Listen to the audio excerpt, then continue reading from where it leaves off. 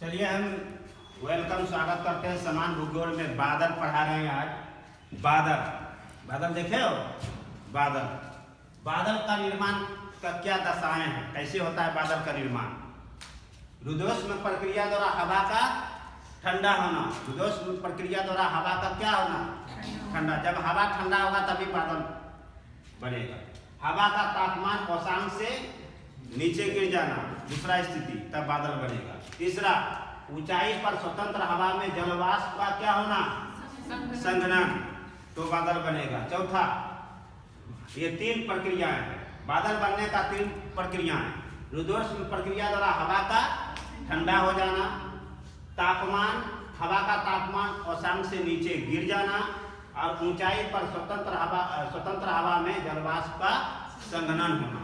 ये बादल का निर्माण की प्रक्रियाएं हैं। बादल बनता है। आगे, यह अल्प घनत्व के कारण वायुमंडल में तैरता है। बादल का घनत्व अधिक होता है कि अल्प होता है? अल्प होता है, इसलिए तैरते रहता है, जा रहा है, हवा की दिशा में जाता है। जिधर हवा जाएगा उधर, हवा के विपरीत दिशा में बादल नहीं तैरता। पता है कि नहीं? हाँ, हवा के विपरीत दिशा में बादल नहीं तैरता। ऐसा नहीं एग्जाम में ओवर दिमाग लगा देना। इसको एक बार तारा देख के दिमाग लगाना, आसमान देखो, इन्हें हवा चल रहा है तो इन्हें बादल चलेगा। कभी ओवर नहीं दिमाग लगा सकता एग्जाम में। बादल संघनन का क्या है? एक लाइन में पूछेगा बादल किसका परिणाम है? यानी संघनन का। यानी संघनन क्रियाएं द्वारा ही बादल का निर्माण होता है। एक लाइन में बादल बनने की स्थिति भूमध्य रेखा पर अधिक ऊंचाई पर बनता है। भूमध्य रेखा पर अधिक ऊंचाई पर स्थित होता है बादल। पूछेगा बादल अधिक ऊंचाई पर स्थित होता है कहाँ पे? कम ऊंचाई पर स्थित होता है कहाँ पे? वायुमंडल में केवल क्षोभमंडल तक ही सीमित होता है। बादल मौसमी घटनाएं कहाँ होती है? क्षोभमंडल में सारी मौसमी घटनाएं। ऐसे कि तू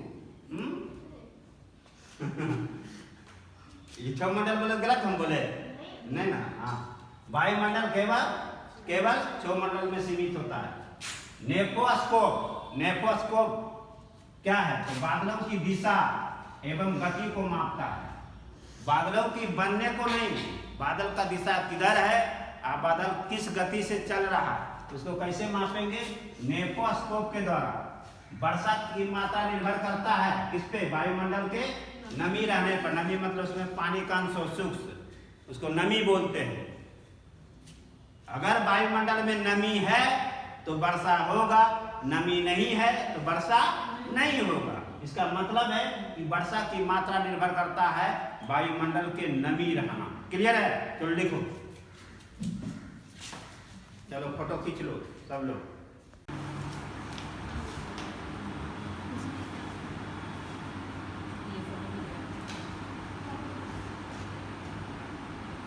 चलिए आगे देखते हैं बादल का प्रकार में। बादल 4 प्रकार का होता है, ये एकदम याद रखना है। पछाभ मेघ, कपासी मेघ, स्तरी मेघ और वर्षा मेघ। मेघ मतलब अयो नहीं कुछ ना, जब हम पढ़े मेघ है निकल बादल। ठीक है, तुमको क्या गलती करोगे हम वहीं पे नजर डालते हैं।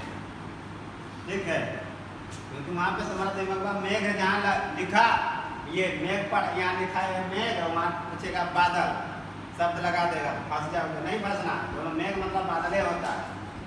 ठीक है, 50 मेघ, गाँव के लोग और भूगोल का शब्द प्रयोग करते हैं। कभी देखे हो? अरे मेघ आ रहे हैं, मेघ लग गए, अब समझ जाओ। नहीं पढ़े लिखे हैं, लेकिन मेघ शब्द जो है वो भूगोल शब्द का। अब 50 मेघ में इसका कितना ऊंचाई पे बनता है? 8000 से 12000 मीटर पे। इसका स्वरूप यह पतले तथा बिखरे हुए बादल है। पतला बिखरा रहेगा समझ लेना 50 मेघ है। ठीक है, और यह हमेशा सफेद रंग वाला। क्लियर हो गया? इसका रंग यह पंख के समान होता है। पंख देखे हो? हाँ, किसका पंख? पक्षी का। सबका कैसे? तुम्हारा भी पंख है। हाँ, पक्षी का पंख के समान होता है। यह हमेशा सफेद रंग का होता है। कैसा होता है? सफेद रंग का। पकड़ लोगे 50 मेघ क्या है? अभी देखोगे, निकलना तो देख लेना। कपासी में इसका निर्माण 4000 से 7000 मीटर पर। यह छितरे एवं बिखरा होता है, बिखरा हुआ। छितरे एवं बिखरा होता है, यह चपटे आधार वाला होता है, शीर्ष गुंबद नुमा होता है। इसे देखोगे ऐसे ऐसे करके लगेगा कि पहाड़ जैसा बनल है, देखियो।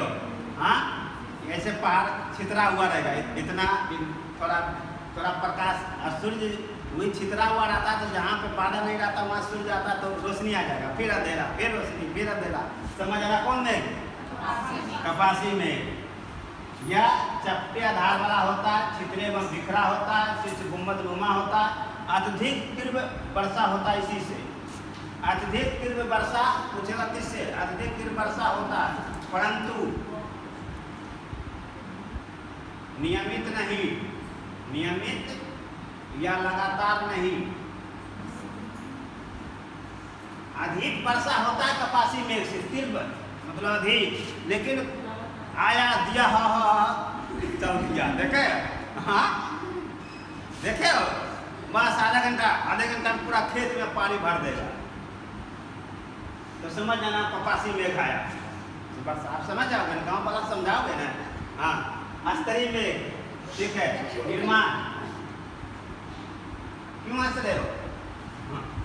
हाँ, स्तरीय मेघ, इसका निर्माण ऊष्मा के ह्रास होने से और एक तापमान वाला हवा और दूसरे तापमान वाला हवा दोनों मिल गया तो स्तरीय मेघ बनता है।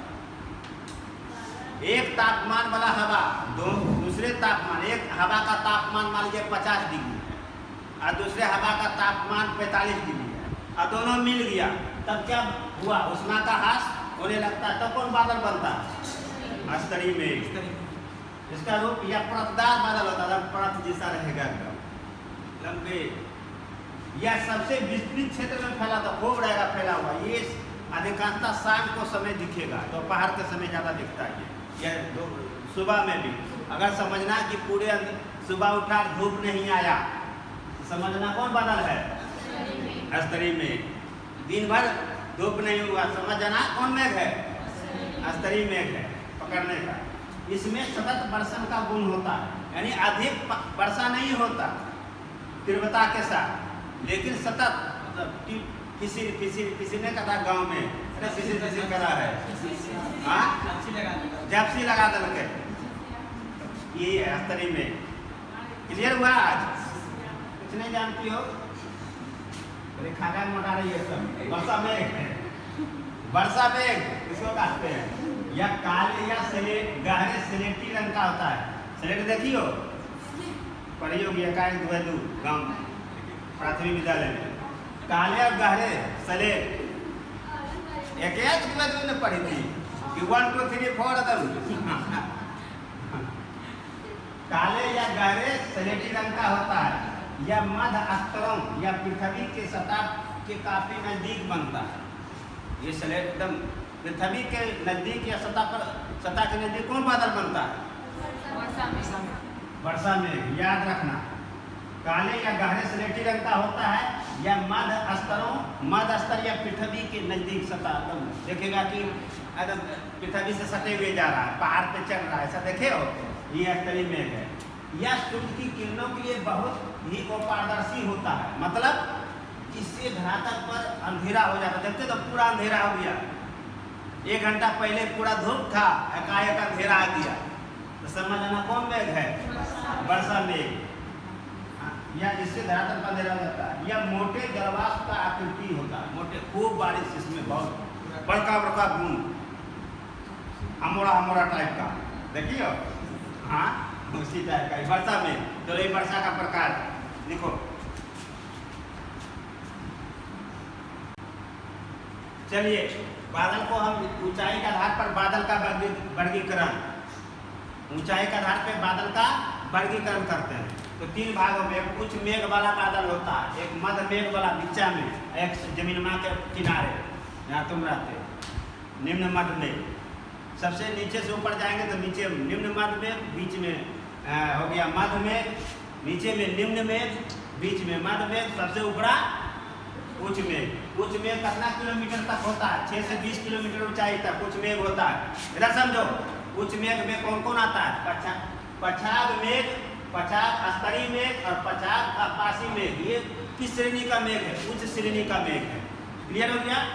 अब मध्य में 2.5 से 6 किलोमीटर तक ऊंचाई पर ही रहता है। मध्य स्तरीय मेघ और मध्य कपासी मेघ, किस मध्य शब्द लगा हुआ तो मध्य स्तरीय मध्य कपासी दुइये है, ऐसा नहीं कि मध्य 50 रहेगा तो गलत हो जाएगा। मध्य स्तरीय मेघ मध्य कपासी मेघ। निम्न में 2.5 किलोमीटर ऊंचाई तक। स्तरीय कपासी मेघ, स्तरीय वर्षा बादल, कपासी वर्षा मेघ किस श्रेणी का मेघ है? निम्न मेघ का। तो ये था आपका बादल से संबंधित जो प्रश्न पूछे जाते हैं, पूछे गए हैं, हमने आपको ऑल ओवर कॉन्सेप्ट के साथ बता दिया।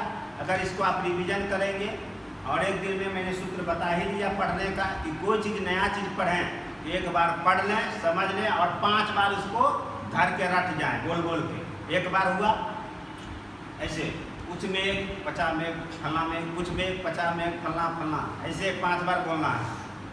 मंत्र जैसे पढ़ते हो, मंत्र की तरफ रट जाओ 5 बार। 5 बार इसको बोलो, 5 बार इसको बोलो, 5 बार इसको बोलो, फिर अखियाँ मूंद के, फिर अखियाँ मूंद के बोलो।